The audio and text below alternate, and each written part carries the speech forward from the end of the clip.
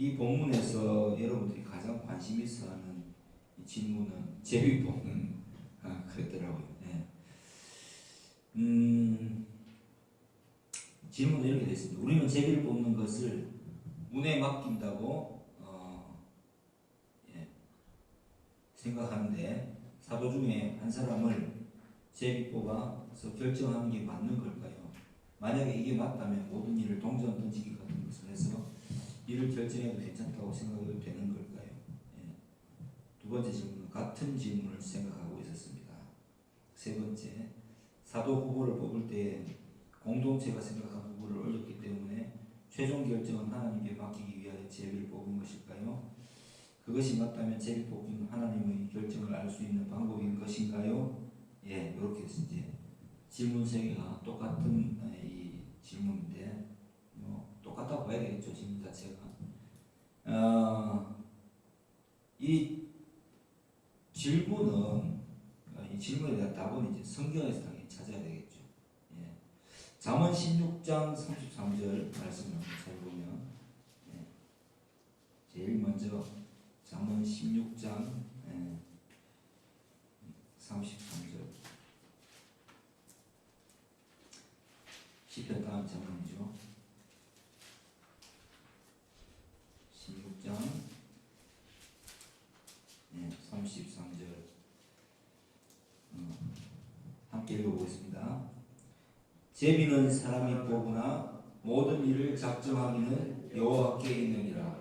왜 이 말씀이 이제 하나님의 방법인 것처럼 이렇게 이제 나와 있느냐면은 또 하나 더 찾아보겠습니다. 여호수아 18장으로 가보시면 민수기 20장 6장부터 가보겠습니다. 저 앞쪽에 있는 민수기 26장 민수기 26장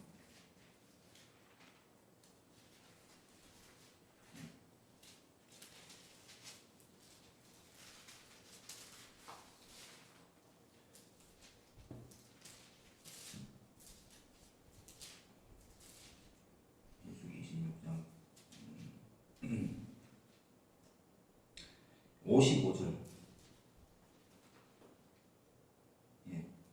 시작. 오직 그 땅을 제비 뽑아 나누어 그들의 조상 지파의 이름을 따라 얻게 할지니라. 그 다소를 막론하고 그들의 기업을 제비 뽑아 나눌지니라. 이렇게 되어 있습니다. 그 다음에 이 일이 이루어졌는지 봐야 되겠죠. 여호수아 18장 10절 여호수아 18장 10절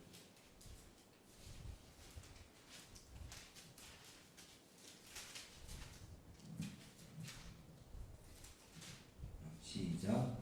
여호수아가 그들을 위하여 실로의 여호와 앞에서 제비를 뽑고 그가 거기서 이스라엘 자손의 분파대로 그 땅을 분배하였더라. 아멘.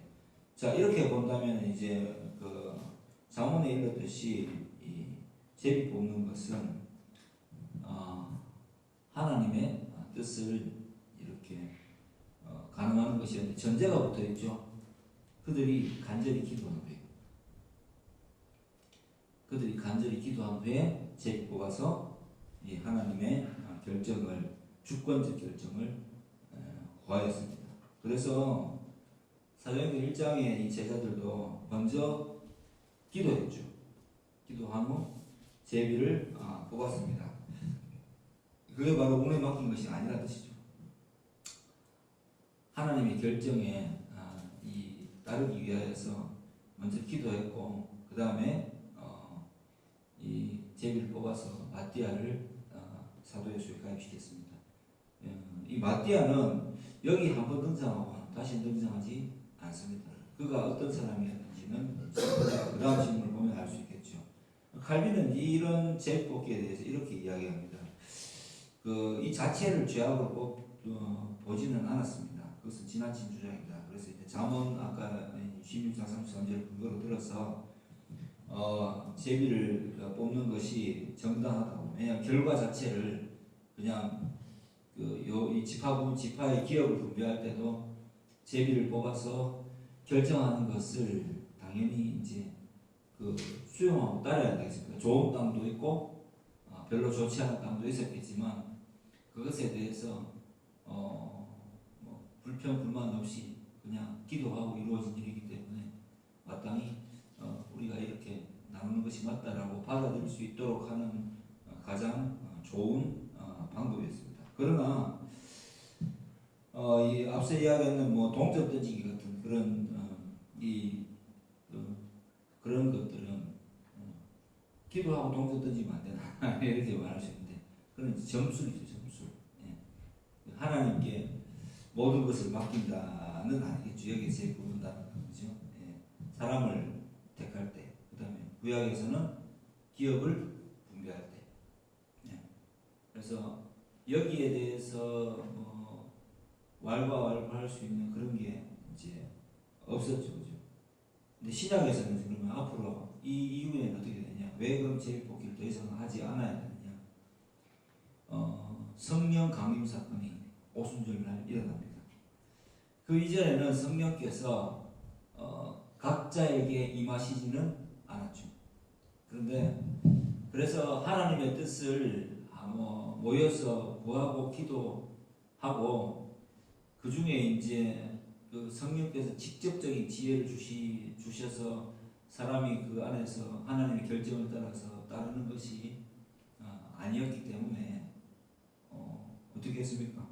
예, 제비를 뽑는 방식을 취했다면 그 이후로는 기도하고 정말 뭐 합심해서 기도하고 교회가 그 일을 결정하는 데 있어서는 모두가 한 마음으로 특히 사도의 말을 따라서 초대교회가 움직였다 이렇게 볼 수 있어서 그래서 더 이상 제비를 뽑을 일이 없어졌죠.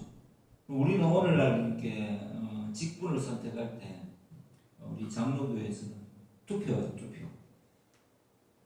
투표 전에 기도하고 그리고 그에 합당한 사람을 세우고 그 다음에 그것에 맡기고 투표해서 뽑습니다. 그러면 거기에 뭐 사람의 어떤 욕망이 깃들어 있을 수 있고 그렇게 뽑아서 잘못되는 경우가 많지 않습니까? 맞아요. 그런 경우가 많죠. 아주 많죠. 절반이라고 봐야 되겠죠. 현대교회에서는.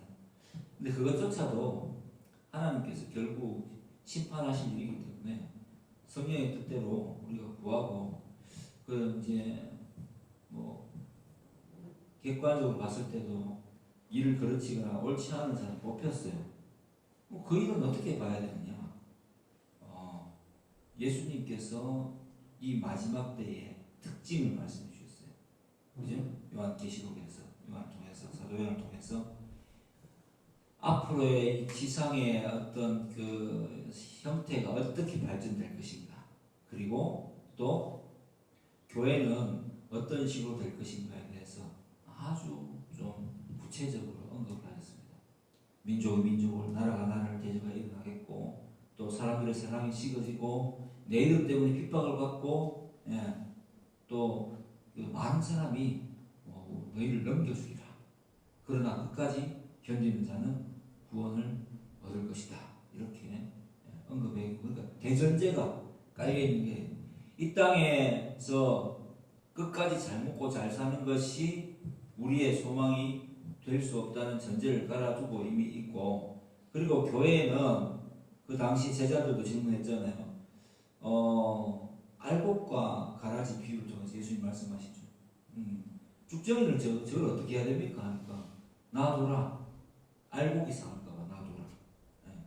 마지막에는 추수할 때가 이르러서는 다 추수하고 난 후에 알곡과 가라지를 구분해서 알곡은 곡간을 데리고 천국으로 이제 천국이 도래할 때 새하늘과 새 땅에서 살게 하고, 가라지는 영원히 불에 태워서 영원히 고통받게 하겠다, 없애버리겠다, 이렇게 말씀하십니다. 그러니까 대전제가 이미 정해져 있는 거예요, 교회에 대해서도. 그 속에서 우리가 그러나 우리가 할 수 있는 한계는 있잖아요, 그죠? 성령께서 지혜를 주시는 대로 기도하고 했는데도 뭔가 좀 저런 사람이 뽑히면 안 될 텐데라는 마음이 충분히 들 수 있죠. 그래서 했지만은 그거는 그 영역은 하나님의 영역이에요. 그래서 이런 말 있지 않습니까? 목사를 함부로 음해하고 그러더니 그런 이야기들이 이런 이야기에서 이런 말씀에 근거해서 비롯될 것이다. 이렇게 봐도 되겠죠. 하나님이 세우신 말씀 전도자에게 함부로 말하면 안 된다. 이런 이제 말들이 아마 그런 데서 나오는 것 같습니다. 어쨌든 그러나 그게 옳다 이렇게 말을 할 수는 없어요. 어쨌든 제일 큰 전제가 정해져 있기 때문에 그 전제 안에서 하나님께서 이 땅을 이 땅을 종말 향해 마지막으로 나아가게 하신다라는 그 전제 안에서 이 세상의 특징은 많은 사람 사랑 식어지고 자기가 스스로를 긍휼하게 여기고 자기밖에 모르는 시대로 점점 더 나아가게 될 것이다. 그래서 전쟁도 일어나고 기근도 따르고 왜 기근이 따르고 왜 이제 이런 게 일어난다고 합니까? 지구 온난화가 왜 일어났습니까? 우리 자신의 편리를 위해서 하다 보니까 오염돼서 그죠? 지구 온난화가 일어난다 그렇게 말하지 않습니까? 그래서 에어컨을 빵빵 돌리니까 에어컨을 돌리면 아마존에 숲이 어떻고 저떻고 그런 이야기를 많이 하잖아요. 예. 결국 하나님이 지으신 인간이 타락해서 얻게 된 결과가 인간이 스스로를 위해서 판단하고 하게 된 결과가 이 땅에 이 지구에 모든 어려움을 초래했다라고 볼 수 있는 거죠. 그래서 하나님께서 예수 그리스도가 오실 때에 오셔서 완전히 이 땅을 새로운 이 질서로 재편하시고 우리가 회복됨과 동시에 고통받는 만물도 회복된다라고 하는 것이 성경의 큰 복음의 틀입니다. 예. 그래서 제비 뽑는 것을 이렇게 여러분에게 답변을 할 수 있을 것 같습니다. 그 다음에 다음 질문 보면은 21절 22절 말씀에서 라고 봐야 되겠죠. 21절 22절 말씀에서 이 말씀에서 하는 이 사도를 뽑는 기준은 도대체 왜 이런 기준을 세웠냐 이 말이겠죠. 22절 22절 말씀처럼 기준을 세우고 왜 이렇게 이런 기준으로 사도를 뽑아야 됐을까요? 예수님이 공생애를 시작하실 때 세례 요한의 세례를 받고 그죠? 세례를 받으심으로 시작되었습니다. 그때부터 사역하심, 죽으심, 부활하심, 승천하심까지를 다 본 사람들 중에서 뽑아야 됐기 때문입니다. 왜냐하면 그래야 직접 체험한 증인이 되기 때문입니다. 그 중에서 예수님께서 오늘 보니까 120명 정도 모였는데 그 중에서 12사도를 뽑았고 그 중에서 이제 가룟 유다가 이 예수님을 팔아서 십자가에 달리게 하였고 그리고 한 사람이 비었기 때문에 베드로가 생각할 때 말씀대로 이루어졌기 때문에 그 사도의 수 12지파가 되게 굉장히 중요하잖아요. 그래서 12사도의 수를 채우는 것이 마땅하다 해서 제비 뽑은 겁니다. 그런데 그 사도의 조건은 예수님 승천하시기 전에는 예수님 직접 뽑으셨지만 그 이후로는 제자들이 생각할 때 이 모든 생각이 아마 다 동의를 했다고 봐야 됩니다. 그래서 시작부터 끝까지 함께 있었던 진짜 증인 가운데 한 사람을 뽑아서 이 사도의 수를 채우게 되었다라고 봐야 됩니다. 그리고 이제 마지막 질문은 말씀 속에서 성경을 언급하는 말이 나옵니다. 시편이나 잠언이나 이런 것들이 언급되죠. 이때 당시에는 성경이 어떻게 이루어져 있었는지 궁금합니다. 구약이죠. 70인역도 구약이고 이 히브리어 성경을 헬라어로 번역하는 게 이제 나중에 이루어졌죠. 이때는 두루마리 성경이죠. 구약 성경. 그냥 쭉 펼쳐서 계속 예수님께서 그 성경을 펴서 읽었다라고 되어 있지 않습니까? 각 선지서들이나 이런 것들이 두루마리 형태로 보존이 되어 있었습니다. 그걸 여기서는 성경이라고 합니다. 말씀이라고 합니다. 네, 이렇게 이제 질문을 다 하셨고 오늘 질문 전체에서 제가 설교 제목을 이제 뭐라고 붙였습니까? 준비하는 믿음이라고 붙였습니다. 과거에는 이 제자들의 보면 베드로 특히 베드로를 봐서 알 수 있겠지만은 예수님의 제자답게 스스로가 한번 예수님을 위해서 뭔가를 해주려고 굉장히 노력하던 사람들이었습니다. 그렇죠? 예. 그리고 예수님을 왕으로 세워서 이스라엘의 이 현실적 왕으로 세워서 예수님이 통치하시는 땅에서 그들도 함께 영화를 누리고자 하는 마음도 분명히 있었습니다. 예. 중직을 차지하고 싶었겠죠. 그리고 힘있게 사역을 하고 칼을 휘두르기도 하고 예수님 붙잡혀 가실 때에 그게 예수님을 위해서도 했겠지만은 자신들의 세계가 무너진다는 마음을 안 가지겠습니까? 예수님께서 그것을 깨뚫어 보시고 말고의 귀를 붙여주시면서 칼로 하는 자는 칼로 망한다. 그래서 칼을 검을 네 검집에 꽂아 넣어라, 거두어라 하시고는 3번 부인할 것을 또 예언하십니다. 실제로 그 일이 이루어졌고 부활하신 예수님을 만난 베드로는 이 예수님이란 분이 온 세상의 구주이시요, 이 예수님의 나라가 더 이상 이 땅에 속한 것이 아님을 그 3년 동안 계속 하셨던 말씀을 실제적으로 부활하신 예수님을 만나고 40일간의 그죠? 어떤 동행을 통해서 예수님께서 계속 나타나셨다가 사라지셨다 하잖아요. 그 40일 동안 부활하신 이후에 승천하시기까지 40일 동안 해본 예수님의 모습을 통해서 예수님이 정말 어떤 분이신지, 하나님의 나라가 어떻게 이루어질 것인지를 비로소 어렴풋이 한 30-40%의 형처럼 깨달았다고 봅니다. 그리고 주님께서 하신 말씀이셨죠. 요한복음에서 우리 말씀드릴 때 나왔었죠. 약속하신 그것을 성령을 기다리라.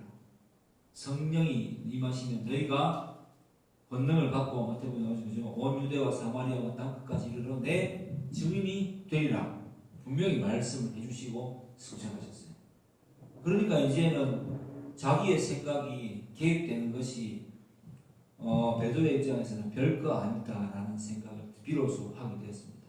거기에 모인 사람들 모든 제자들이 예수 그리스도가 어떤 분이신지에 대해서 알게 되었습니다. 부활하셨고 또 승천하심을 이 사람들이 목격했습니다. 그리고 나서는 이 예수님이 하나님이심을 비로소 고백하게 되었습니다. 그래서 이들이 할 수 있는 게 무엇이었을까요? 약속하신 성령을 기다리는 것 말고는 할 수 있는 것이 없었습니다. 그 사실을 비로소 깨달았죠. 이게 바로 믿음의 출발점입니다. 우리 믿음의 출발점이기도 해야 됩니다. 나의 생각으로 우리가 은혜를 받고 나면 내 생각으로 내가 은혜를 받았으니까 주를 위하여서 내가 무엇이든지 바치겠습니다. 그런 마음으로 처음에 시작합니다. 그게 이제 첫 은혜라고 그러죠. 그리고 막 무엇인가 해보려고 하는데 뭐가 잘 안 돼. 내 능력에 한계가 있는 거예요. 그럼 뭘 봐야 되겠습니까? 말씀을 봐야죠. 제자들이 어떻게 되었는지 이런 걸 깨달아야죠. 그리고 나서 이제 말씀을 보게 되고 말씀을 듣게 되고 하면은 내가 주님을 위해서 일하는 것이 아니라 주께서 나를 사용하시도록 순종하는 믿음이 필요한 것이구나 라는 것을 점차 깨달아가게 됩니다. 그리고 내가 할 수 있는 것은 내가 주를 위해서 주님 내가 이렇게까지 열심히 하는데 내한테 뭘 안 해주실 겁니까? 막 이렇게 떼쓰는 그런 어린아이 같은 믿음에서 주님 내가 이때는 어떻게 해야 되는 것인지 제게 지혜를 주십시오라는 어떤 그 내용으로 이 믿음의 내용이 바뀌게 되고 기도가 바뀌게 됩니다. 그게 우리 믿음의 성장이라고 봐야 되겠습니다. 믿음이 성장한다는 것은 대단히 큰 일을 이루고 뭔가를 막 삐까뻔쩍하게 한다기보다는 주님이 정해주신 나의 역할이 무엇인지를 계속 기도하면서 찾고 내 삶 속에서 어떻게 하면 증인의 삶을 살 수 있는지를 기도하면서 연구하는 삶. 그게 바로 우리 신앙의 태도이어야 됩니다. 그걸 준비하는 믿음이다 라고 오늘 본문을 보면서 제가 제목을 붙인 것입니다. 실질적으로 제자들은 이 안식일을 지켰죠. 이 산은 예루살렘에서 가까워라고 했는데 안식일을 하기 알맞은 길은 약 한 900m 됩니다. 1km 넘어가면 뭐 대략 그죠? 넘어가면 율법을 어기는 게 안식을 어기는 게 되기 때문에 이들이 그 감람산에서 주님의 성천을 보고 다시 돌아와서 이 마가다락방 그죠? 예, 그들 유하는 다락방으로 올라가게 됩니다. 거기에서 뭘 했습니까? 오로지 기도에 있었다고 했습니다. 예, 오로지 기도에 있었다. 지속적으로 주님의 뜻이 약속하신 그것이 우리에게 이루어지기를 간절히 바라면서 기도했는데 그 모임 무리의 수가 약 120명이나 되었다라고 기록되어 있습니다. 그리고 이제 베드로와 이야기를 하고 마띠아를 돕게 되는 사건이 일어나게 되는 것입니다. 결국 여러분 이 본문에서 가장 중요한 것은 제비 뽑는 것이 아니라 이들이 주님의 약속을 기다리는 태도로 전환했다는 것이 제일 중요한 것입니다. 이 본문에서. 왜? 이들이 정인의 삶을 살게 되리라는 것은 알게 됐는데 어떻게 해야 되는지에 대해서는 아직은 잘 몰랐겠죠. 아직은 잘 모르는 상태였겠죠. 그래서 이들이 할 수 있는 것은 우리가 예수님과 함께 다닐 때 해봤지 않느냐. 결국 우리는 예수님의 제자이었고 예수님께서 하시는 그 일을 옆에서 그냥 보고 함께 기뻐하는 것밖에 없었다. 그게 나쁘다는 것이 아니라 그리고 주님이 우리에게 마지막에 승천하시면서 당신의 사역을 위임하셨는데 그게 증인의 삶이라고 하셨는데 그걸 어떻게 해야 될지는 약속한 성령이 그죠? 오시면 알게 된다라고 권능을 받고 온 유대와 사마리아와 땅끝까지 이르러 내 증인이 되리라고 승천하시면서 말씀하셨으니까 그 말씀이 이루어지려면 약속하신 그 성령이 오셔야 되니까 그 성령이 오기를 기다리는 것이 현재 우리가 할 수 있는 최고의 태도이다 라고 알게 됩니다. 그래서 이들은 더 이상 앞서 나가지 않습니다. 나가서 막 우리가 바로 승천하신 주님의 제자다라고 외치기보다 그때는 그렇게 말을 하면 미친놈 취급을 받거나 아니면 예수님이 죽었다가 부활하셔서 승천하셨다는 사실을 그죠? 많은 사람이 알고는 있었지만 이 어떻게 체험되는지를 봤겠지만은 위기의식을 느끼면서 쉬쉬하면서 숨어 다니는 입장이지 않겠습니까? 예. 그런데 그 당시에 그래도 할 수 있었던 것은 마음을 모아서 합심해서 기다리고 그 기다림 속에서 기도하는 것 말고는 더 이상 할 수 없다는 그 현실도 아마 깨달았을 거예요. 그런데 이제 다음 주겠죠. 성령이 강림하고 나서 성령을 받던 이후에 이들의 삶은 완전히 변화하게 되는 것입니다. 그래서 우리는 믿음을 이렇게 생각해야 됩니다. 내가 하나님의 살아계심을 깨달았을 때 이 가운데 누구도 불타오르지 않은 사람은 없었을 거예요. 예. 감격하고 감동하고 뭔가 특별한 일을 할 수 있을 것 같고 막 그래서 내가 이제부터 앞으로 내 삶을 주께 드리고 주를 위해서 내가 할 수 있는 일이 무엇일까? 예. 그런 생각을 하면서 막 가슴이 두근거리고 막 그죠? 예. 희망이 넘쳐 흐르고 그랬는데 현실은 살던 대로 살아야 되는 거예요. 나를 보니까 내가 막 주변 사람들한테 나를 막 알리는데 이제 내가 믿는 예수님을 믿으라고 막 권하니까 그래 은혜 받았구나 그래 심지어 교회 안에서도 그래 서른에 받으면 다 그렇지 이렇게 이야기하고 별 반응이 없고 주변 사람들한테 막 불타올라서 이야기하니까 그래 네가 네 믿음은 알겠는데 그 강요하지 마라 이야기하고 그죠? 부딪히는 경험은 했겠죠. 그때 여러분은 무슨 생각을 했습니까? 보통은 보편적으로는 그 이후의 길을 걸어가지 않잖아요. 어떻게 해야 될지에 대해서 그냥 조폐하기만 하다가 보통은 첫은혜의 추억으로 남겨지고 그 다음에는 그래 천국 가고 내가 이렇게 하면은 조금 이렇게 미친 사람 취급을 받을 수도 있구나 조금 똘끼 있는 사람은 취급받는구나 싶어서 그 다음부터는 어떻게 해요? 그냥 말 잘 안 하고 소위 말해서 겸손 모드로 들어가면서 교회에서 그냥 봉사를 열심히 하는 정도로 자신의 믿음을 갈무리하는가. 이게 바로 지상교회, 보편교회, 개신교도들이 가장 많이 하는 행동입니다. 그런데 그때 어떻게 해야 되느냐면 성령의 충만함을 날마다 구해야 됩니다. 여기에 대한 답이 어디 있습니까? 데살로니가 전서에 있죠. 한번 15장으로 가고 있습니다. 데살로니가 전서 5장.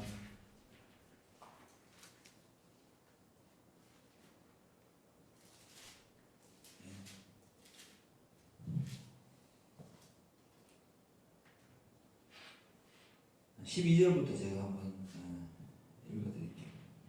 형제들아, 우리가 너희에게 구하니 너희 가운데서 수고하고 주 안에서 너희를 다스리며 권하는 자들을 너희가 알고 그들의 역사로 말미암아 사랑 안에서 가장 귀히 여기며 너희끼리 화목하라. 화목하라. 예, 동그라미 쳐놓으세요. 또 형제들아, 너희를 보며 나누니 게으른 자들을 번개하며 마음이 약한 자들을 격려하고 권계하며 격려하고 힘이 없는 자들을 붙들어주며 모든 사람에게 어떻게 하라고요? 오래 참으라. 삼가 누가 누구에게든지 악으로 악을 갚지 말고 서로 대하든지 모든 사람을 대하든지 항상 하나님의 뜻을 선이라는 것은 하나님의 뜻을 따르는 거죠. 따르라. 그 다음 유명한 말씀 나오죠.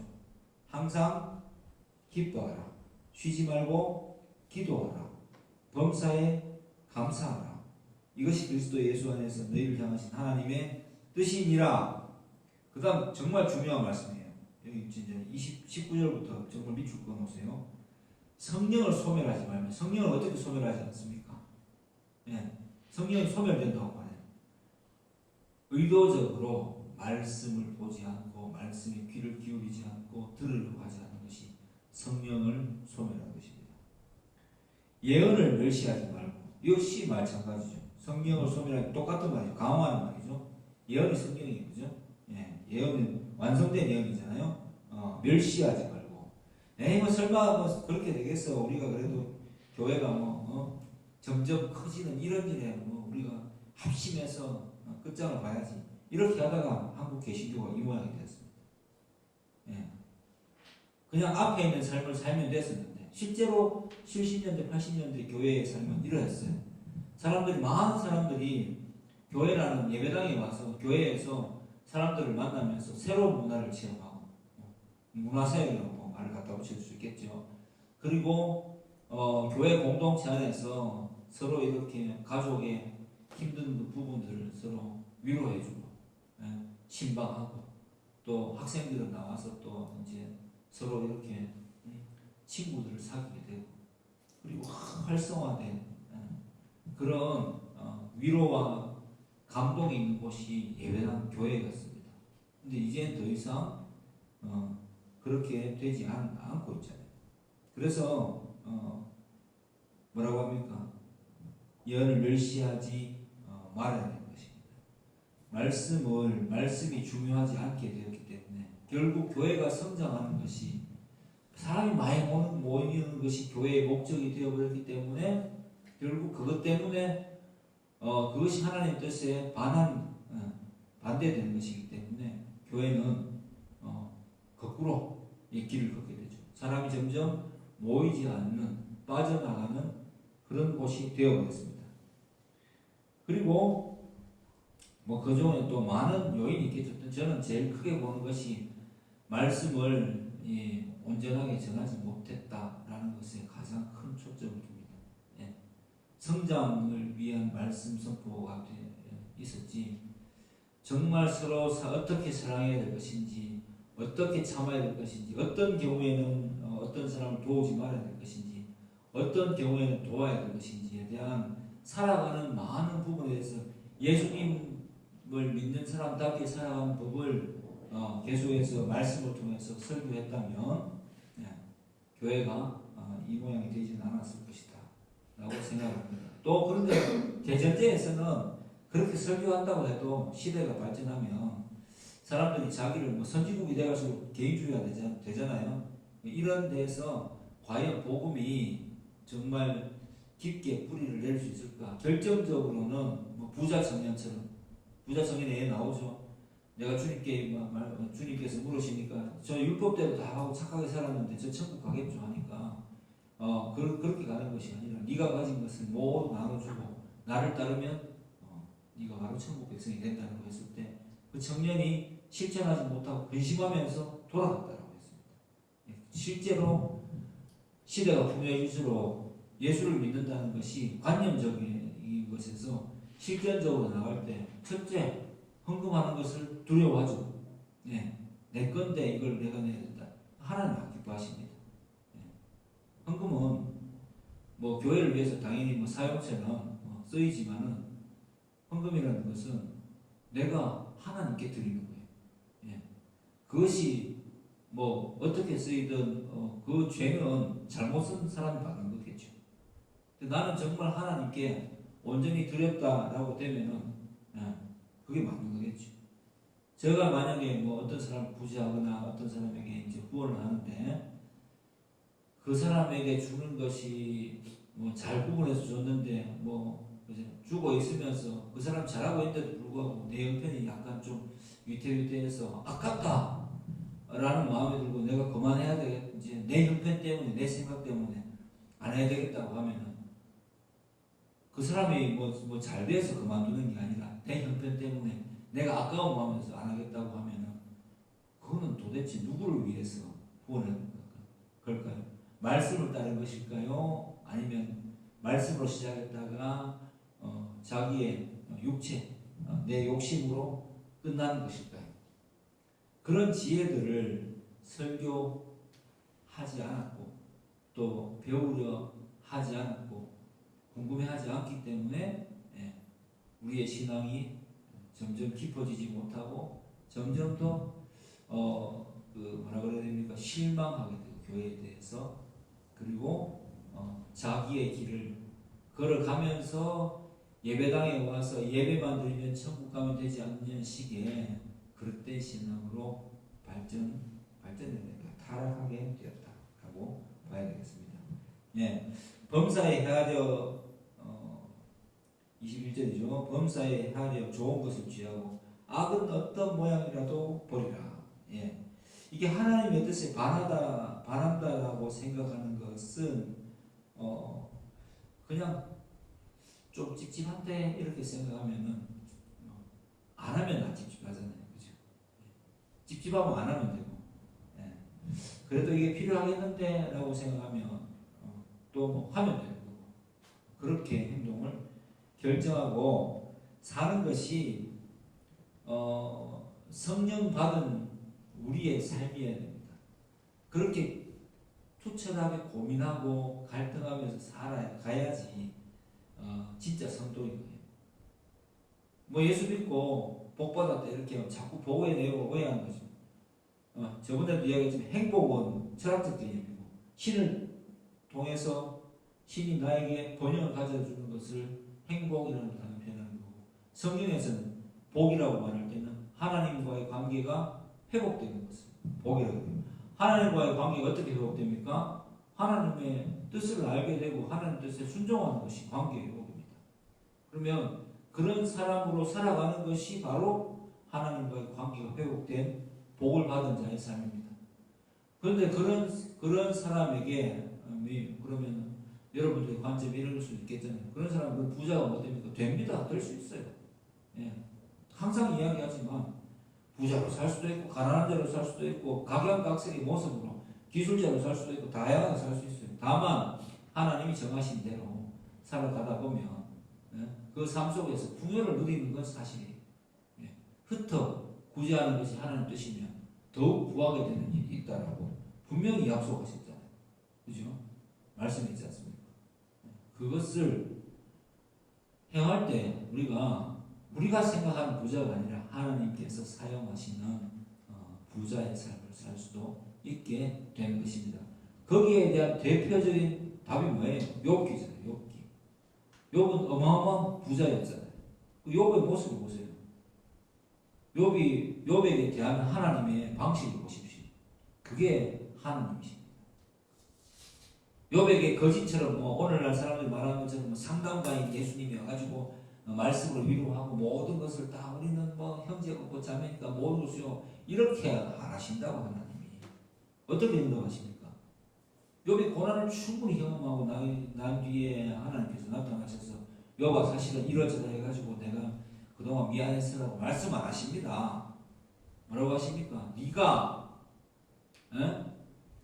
용을 짐승을 보았느냐, 거대한 그걸 보았느냐, 공룡을 보았느냐, 우주의 질서를 보았느냐, 그거 다 내가 만드는 거야 라고 이렇게 말씀하십니다. 그러니까 욥이 압도당하면서 귀로만 듣던 하나님 이제야 눈으로 뵙는다고 하고 그 하나님의 영원하심, 무궁무진하신, 그죠? 무소부재, 정말 그 권능의 하나님께 납작 엎드리고 굴복하면서 하나님께 더욱더 순종하는 태도로 변하게 됩니다.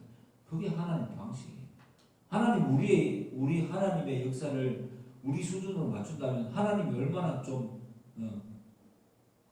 뭐라 그래야 됩니까? 내가 마음대로 조정할 수 있다면 그게 하나님이겠어요? 인간이 만드는 신이지. 예.